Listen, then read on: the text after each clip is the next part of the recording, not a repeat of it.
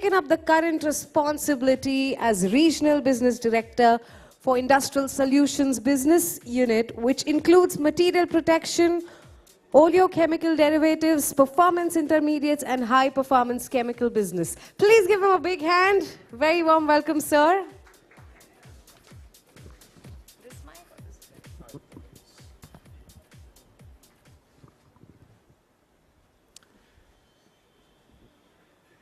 Good afternoon, everyone.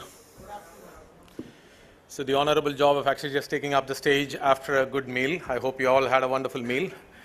Let me really start off with a small introduction about the company that I really come in from, which has been the trend in all the previous presentations as well. I come from a company called LONZA. Basically, LONZA is a Swiss company based in Basel. And we are founded way back in 1897, a long, long time ago. And we today have possibly around 10,000 people employed around the world. We have our production sites in almost like 40 different countries, where we also have R&D centers. Today, our turnover would be in excess of around 3.8 billion, which was last year's one. We have done well this year as well. And we have a lot of trademarks and patents that really go along with that. We operate in different platforms. Basically, we are into the pharmaceutical segment and into the specialty chemical segment. In the specialty chemical segment, we offer under different business units, the business units which cares to the requirements of the consumers, agro-industry, coatings and composites industry, and water treatment. I come in from the coatings and composite business unit, which actually just looks at different chemistries. There are many technology platforms where we are very, very strong. We are into fine chemistries, formulations, we are into antimicrobials. We also have a very strong regulatory compliance team, which really just helps us to get these business running. Of course, typical of any European company, we also have sustainability as one of our major important value. LONZA has identified sustainability as its most vital and fundamental value. So we look at actually optimizing ways and means of producing products in a very, very innovative way, where we really look at making sure that everything complies with the sustainability core values that we have identified for ourselves. As you may really look at, though we have different business units, we always have antimicrobials as one of our major thrust. And this actually runs across all the business units that we really work. Just to give you a small insight into where we really stand, we actually manufacture zinc pyrithione, which is the anti-dandruff agent, which most of you must be using in the shampoos that you have at your house. We have our esteemed brands like Head & Shoulders, etc., which are renowned, and they have a long association with us. We also are into agrochemical companies where we really give intermediates for all the pesticides and weedicides that are being actually manufactured. We also look at treating water, the drinking waters, that is actually supplied to municipalities into the residential areas. We are into swimming pools, spas, etc., where we treat the waters that needs to be very fresh. As you could see, this is a very busy slide. We really just now present in most of the places in the countries that you could really see across the country, across the world. We have our manufacturing sites predominantly where we are based in the US, in Europe, and of course, of late we have expanded just like any other multinational company into Asia as well, with China being one of the fulcrum on which we are really operating.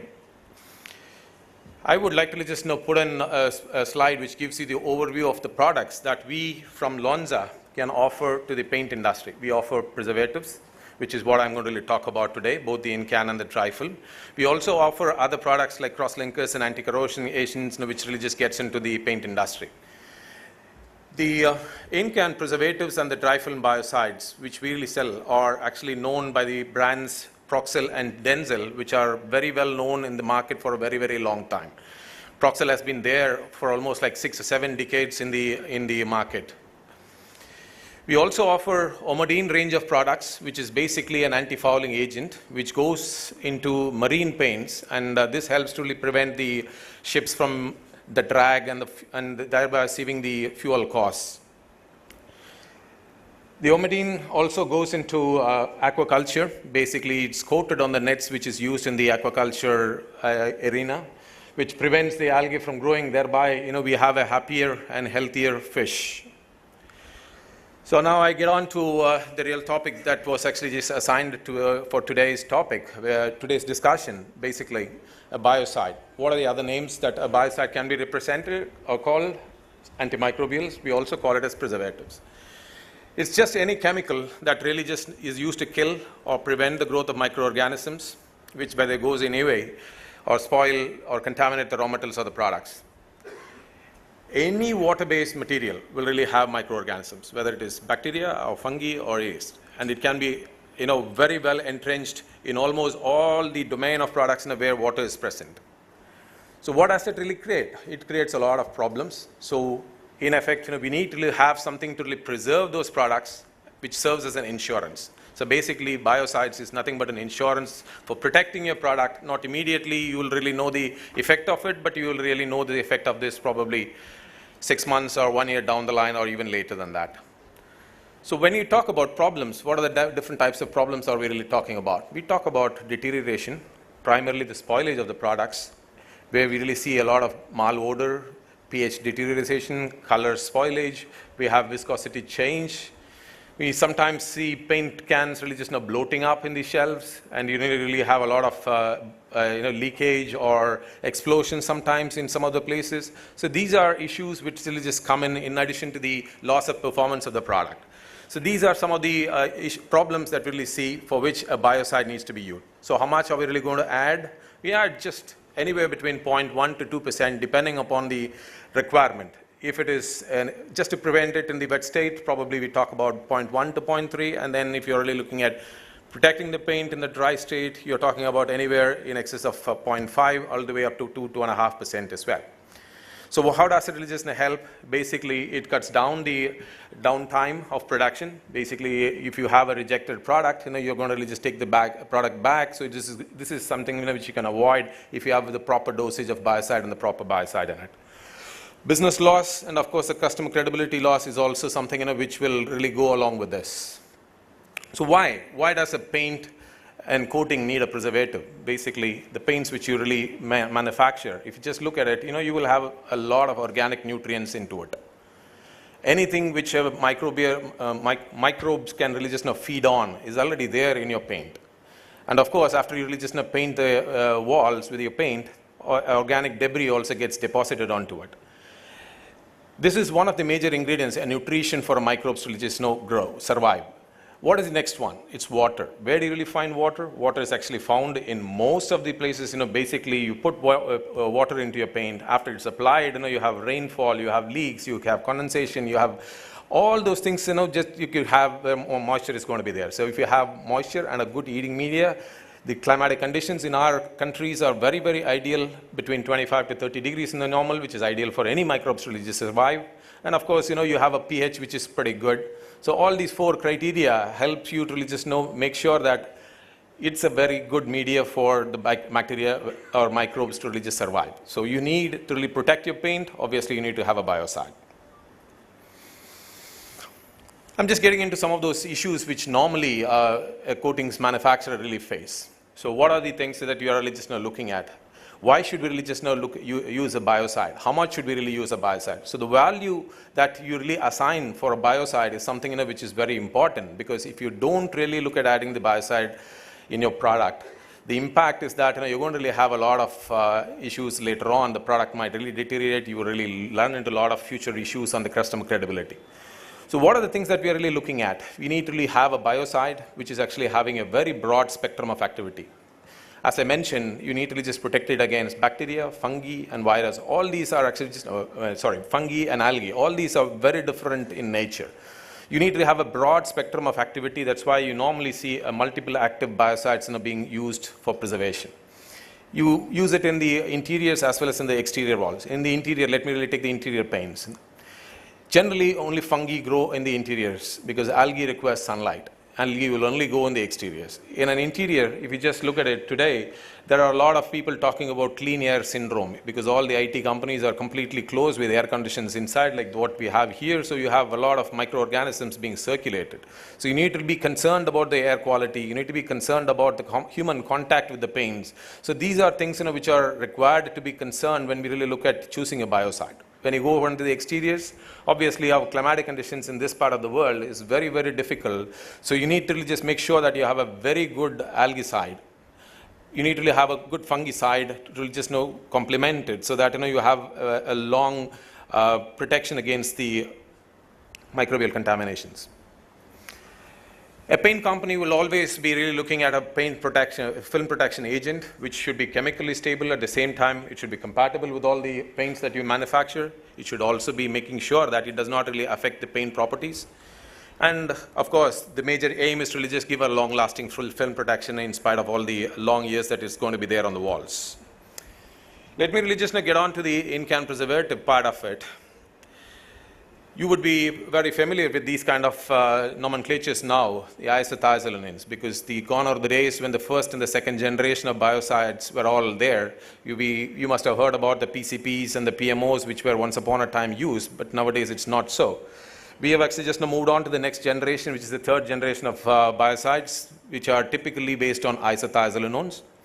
You'll be hearing about the benzoisothiazolone, methyl isothiazolone, and the chloromethyl isothiazolone. Of course, in addition to these, the formaldehyde releases are also very commonly being used because formaldehyde is a very, very quick disinfecting agent. So you would definitely see in the market products containing formaldehyde because when you really just add these products, you generally get to have a disinfection property imparted pretty quickly. You clean the water right at the first stage when you start really manufacturing the products, and then you really have the isothiazolone giving a long-term protection. So that's why in the Indian context, I would say the CMIT plus a formaldehyde releaser combination is a very, very potent formulation that's been there in the market for a long time. Typically, the chemical structures, which may not be of interest to you, but then I would also like to just give the list of portfolio of products that we really have from Lonza. We have Proxel as a brand names. Of course, there are a couple of tridines as well. Proxels are known to really contain isothiazolones. It's either CMIT, or BIT-based products. We also have the latest versions, which are the 4th generations one, which are listed on the bottom, the ones which contains pyrethions as well. Pyrethions are the ones which I mentioned to you that it's an anti-dandruff agent for shampoos, so it's a very, very safe and sophisticated actives. I'd like to just delve a little about the various pluses and minuses of CMIT, MIT, and formaldehyde. Formaldehyde, as I mentioned to you, is actually a product which is used for quick kill. So obviously, it has a very good speed of kill, but at the same time, it has a nature to just get evaporated pretty quickly. Up to 30. It will be there in the system. Beyond that, it will not be there. So that's why I said it gives a quick kill. After that, it will not be present in the system. So you need to really just back it up with another isothiazolone-based material to just give a long-term stability. CMIT, MIT withstands up to 45 to 50 degrees centigrade max, and beyond that, the product disintegrates. So you need to be careful about at what stage you need to really just add these kind of biocides. If you're going to really add it at a stage where the temperature is much higher than 45 to 50 degrees centigrade, I would suggest you need to really just look at using only BIT or not CMIT, MIT. You need to also be careful about what kind of amines and redox agents that you really have, because some of the actives which are based on, some of the formulations based on BIT could really be destabilized with the redox agents if it is not properly chosen. Long-term protection, CMIT, the formaldehyde is actually the quickest one to really kill and then gets away, so it does not really give you a long-term protection. CMIT, MIT, a little much better than the formaldehyde. Isothiazolines based on BIT are the ones which last forever, because they have temperature stability up to temperatures of around 155 degrees centigrade, and that can be used in a pH range right from 4 all the way up to 13. So you have a wide temperature stability and pH stability as well. Just to dwell into some of the products that we from Lonza offer, we have a product which is based on isothiazolone, 1.5% CMIT, MIT. It's a market standard. This is something which is available with most of the companies that you may really come across with. We have a product which is based on CMIT, MIT plus just plain formaldehyde. This gives you a lot of smell of formaldehyde.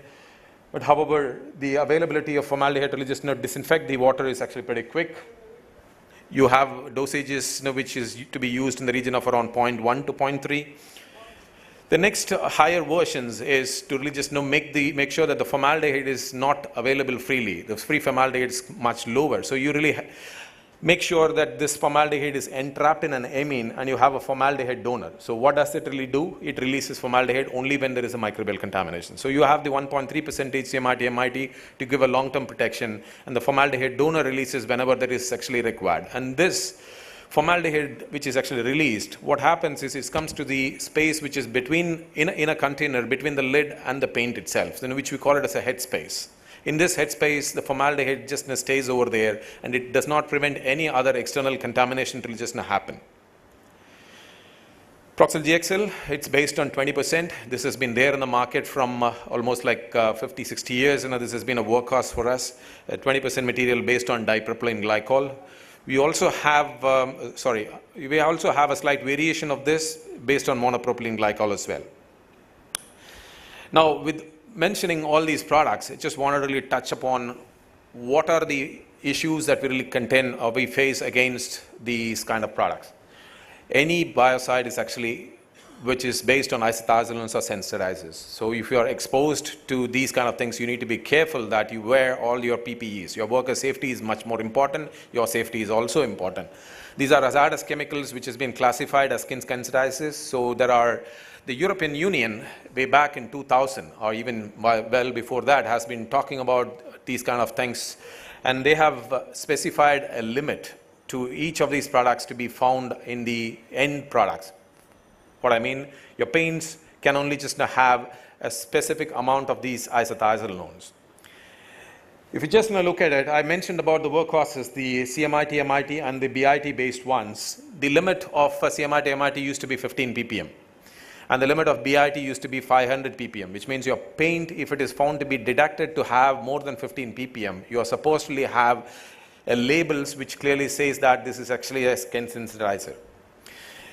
Now, over a period of last 15 years, since 2000, when these limits were actually just done, the assumption is that human endurance, or the threshold limit to which a human can really just be not sensitized, is actually just gone down almost 10 times. So last year, this limit has actually just gone down quite dramatically. They scaled it down 10 times.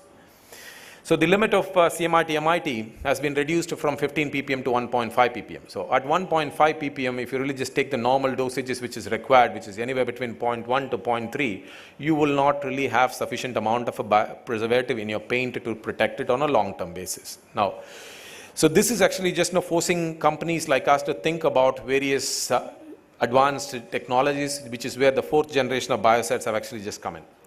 Now, there may be one question which you might really ask. Okay, this is all happening in the Western world. Is it something which is actually happening here? Is it a requirement in Indian market?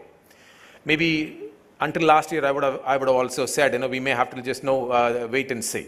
But now, standing here, I can tell you for sure, the Indian government is actually just taking up notice of all these kind of issues, and they want all the products which are classified as hazardous and harmful to come under the regulatory regime. Last year, we had a very tough task because some of the products that were sold in the market for almost like 30, 40 years was completely stopped, and the government said, you need to really get a registration done. I think most of you must have really just heard about this, and there was a situation where we did not really have sufficient material available in the market as replacement as well at that point of time. Oh, these are the combinations that really just we introduced. Now then what we did is, when you looked at taking up the BIT where the level is actually just come down to almost 50 ppm, and mixed it up with the pyrethions, whether it is zinc pyrethion or sodium pyrethion, and we made the next generation of biocides.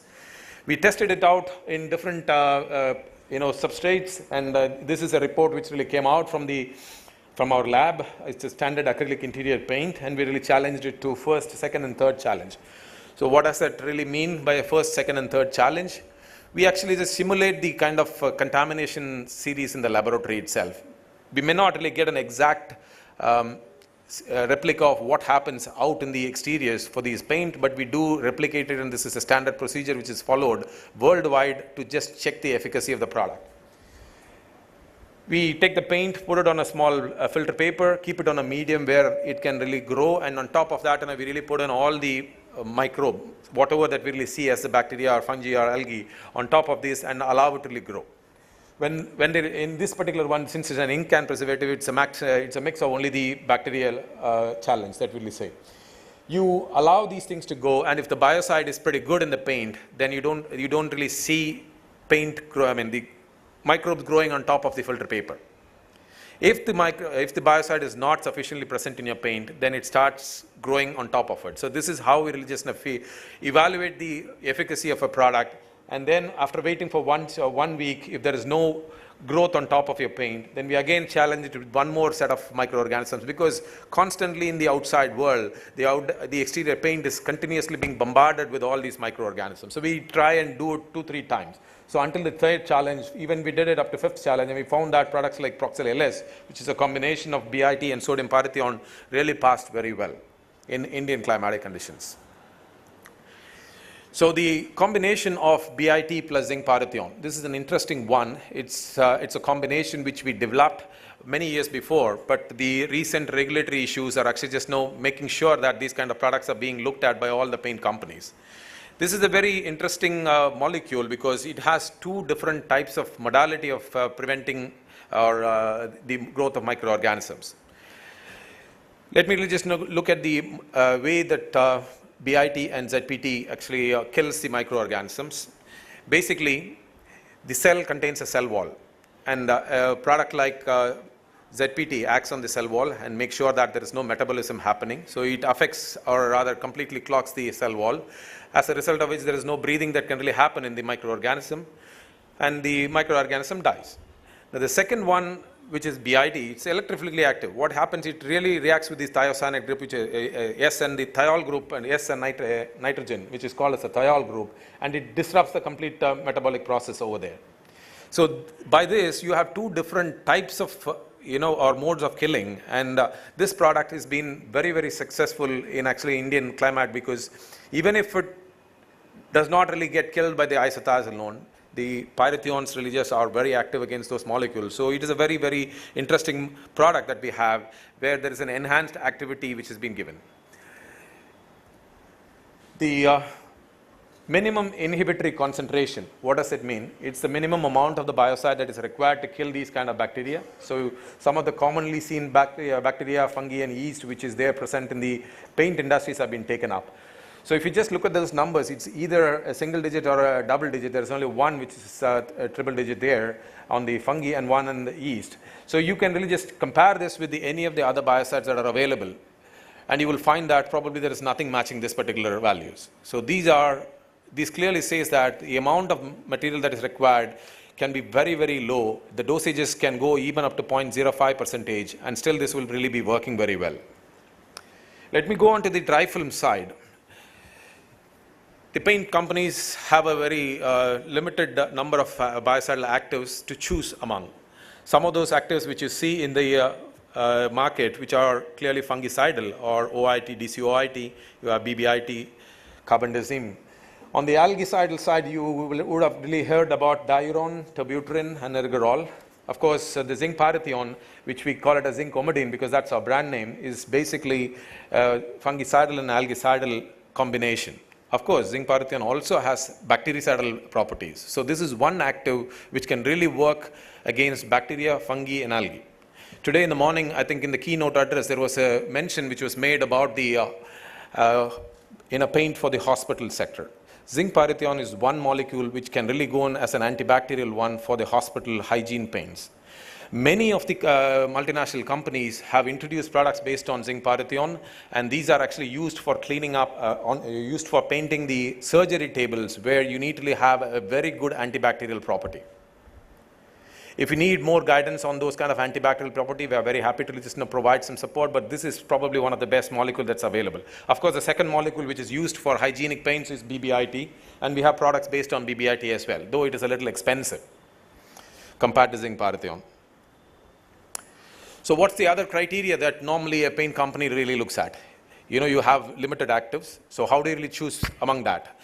The one criteria that you normally need to look at is how low soluble it is. Because you're going to put these molecules onto the paint and paint it outside. These paint has to withstand the growth of algae on top of it for at least 2 monsoons and 3 monsoons and so on.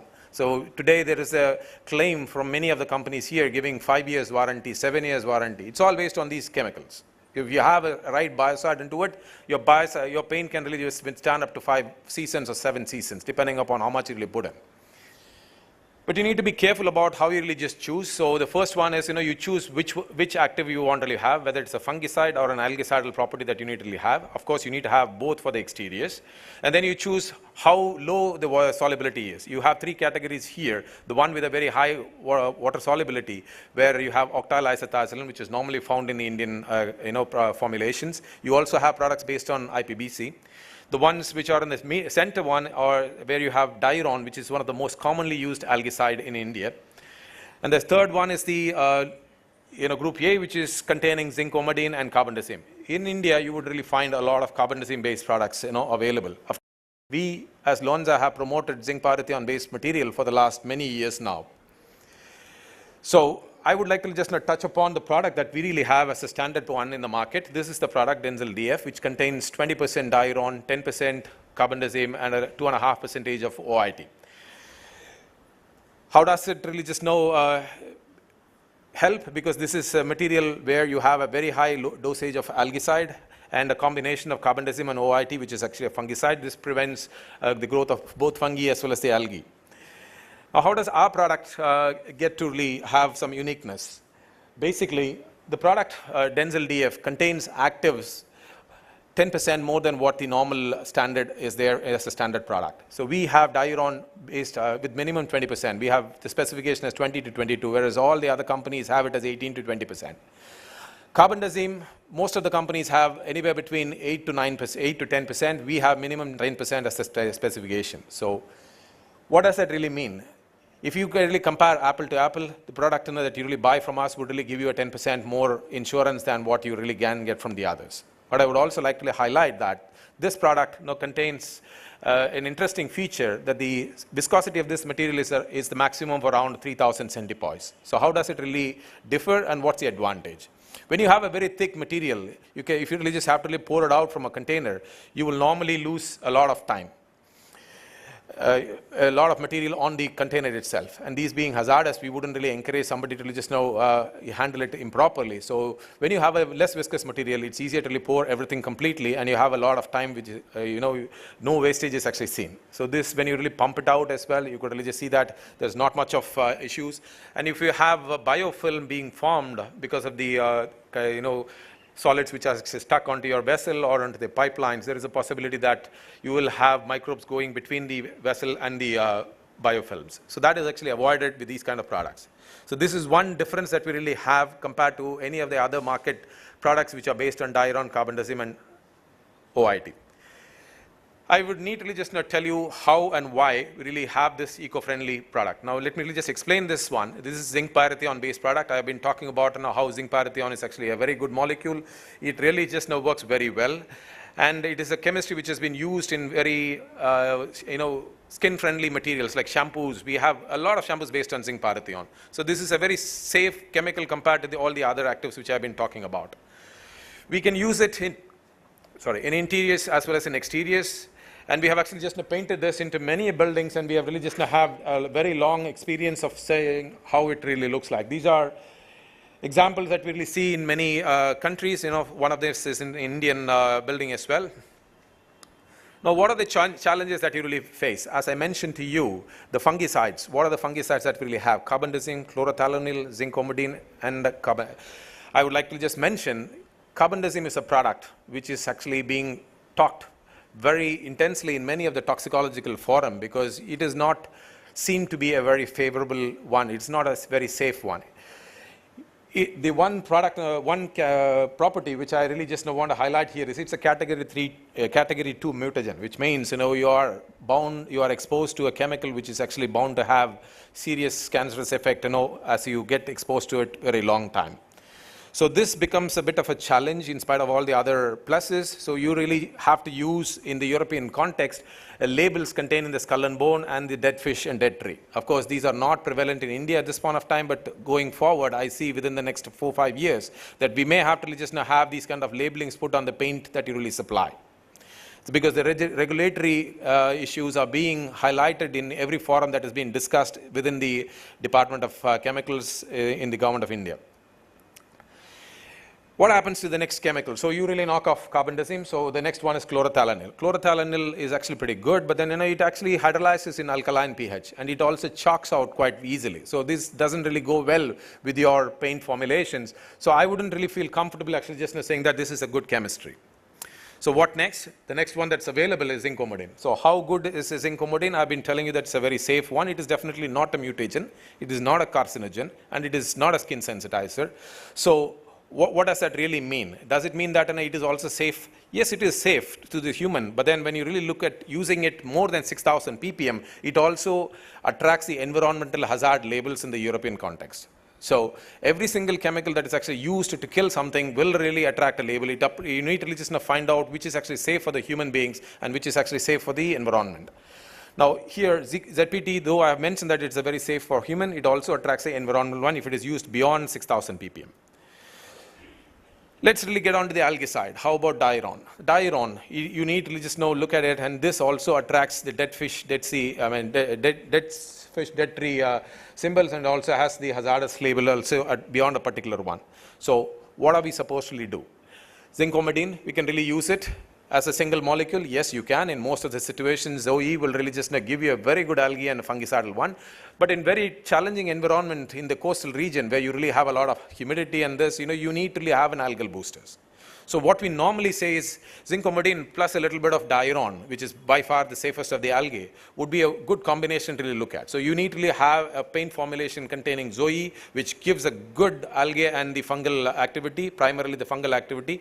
You boost it a little bit with the 50 ppm or 100 ppm of diuron, which will really help you to really get a good combination. Now, this is something which we really looked at, and we also generated a lot of new products with different combinations. We replaced the carbendazim, which is actually a mutagen, and we really looked at introducing new products. Products like Denzel FAZ, which is replacing carbendazim, which is a category 2 mutagen, is being actually introduced in the market from our end. We also have Denzel COD, which is a higher version, but we in India promote the FAZ concept. So that's all. I just wanted to thank you for actually just giving this particular one. So I was given the topic of looking at telling what is the current biocide that you're using and what's the trend. I think, this small speech, I think, we would have really heard about what are the things that are actually available in the Indian market, what Lonza offers, and what's the trend in which and where we are really going. The European regulatory system, scenario is what I really touched upon, and whether it is relevant for India at this point of time, I would definitely say yes.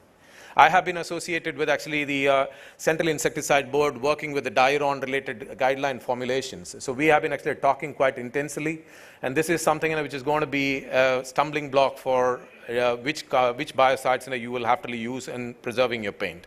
Thanks a lot for giving this opportunity. Thank you so much, sir. I request you to stay back on stage as I request Mr. Rajatima Reddy to please join us on stage and present a memento to Mr. Kumar. Ladies and gentlemen, can we hear a huge round of applause? And my mic, can we increase the volume in my mic? Check. Can we get it louder, please? Thank you so much.